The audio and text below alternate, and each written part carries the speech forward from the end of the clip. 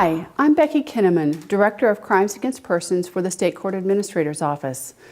I serve as a dedicated point of contact for judges, clerks of court, and other professionals to assist in creating appropriate responses to crimes against persons as related to domestic violence, sexual assault, stalking, and other matters.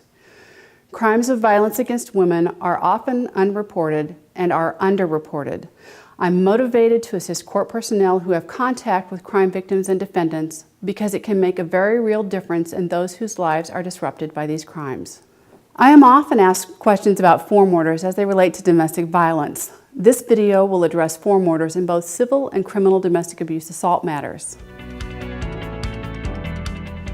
The purpose of form orders is to provide accurate, timely information for Iowa's Mandatory Arrest Protective Order Registry. This registry provides effective and efficient communication between the courts and law enforcement to ensure orders are correctly enforced, which enhances public safety and reduces wrongful arrests.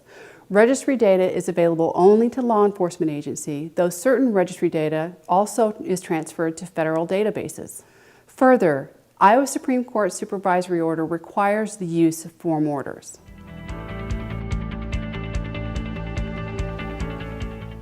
A common sentiment expressed regarding protective orders is that they are just a piece of paper and can't really do anything to protect a victim. The extent to which an order is just a piece of paper is dependent upon the proper enforcement of that order. Each professional who touches the order has a role in making it a tool for safety rather than only a piece of paper.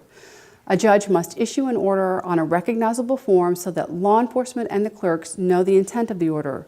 Clerks must recognize the order and encode the data properly so that it transmits to law enforcement. Each step is critical throughout the life of that order. As an example, modification and cancellation orders continue the proper transmission of information so that the orders provide safety and do not inadvertently harm anyone in the process.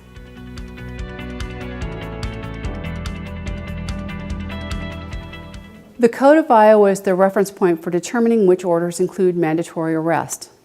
As of 2006, Iowa Code states, if a peace officer has probable cause to believe that a person has violated a no-contact order issued under the specific chapter, the peace officer shall take that person into custody without unnecessary delay.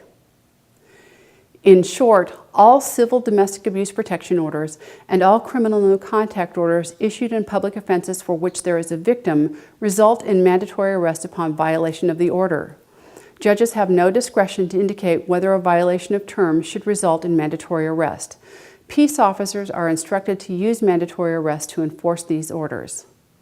Though Iowa Code instructs judges issuing civil domestic abuse orders to make a determination regarding whether or not the defendant should be taken into custody upon violation of the order, the Iowa Judicial Council and Iowa Supreme Court ultimately decided to develop and adopt uniform orders that clearly state the defendant shall be arrested upon violation. The uniform orders are crafted to fit into a specific form of communication that may result in serious consequences. The repurposing of uniform orders will cause confusion. When you revise a uniform order and retrofit it for another type of case, the format alone could cause a misunderstanding on the part of clerk personnel or law enforcement.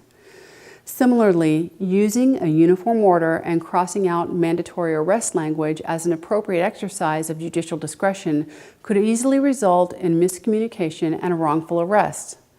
Conversely, writing no contact on an initial appearance form could cause an omission of protection that could have serious ramifications. The purpose of the registry is to effectively communicate from the bench to law enforcement so that victims are protected and that citizens are not wrongfully arrested. Not using a form order places clerks in a position of making a legal determination and fails to provide clerks with the information needed to accurately enter data into the registry. Using form orders provides clerks with vital information for completing this task and the order type.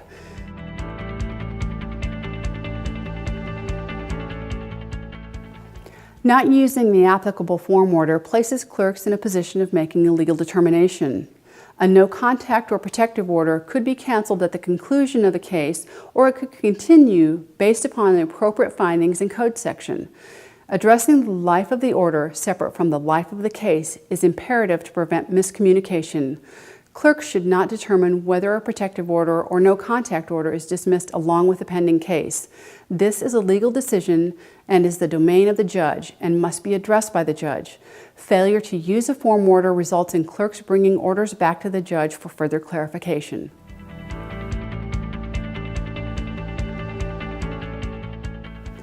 No. Under both federal and state law, persons subject to domestic abuse final or permanent civil protective orders or criminal no-contact orders are prohibited from possessing firearms and ammunition for the pendency of that order. Iowa law also prohibits persons subject to such orders from possessing offensive weapons. Further, the Supreme Court has upheld federal law in this matter.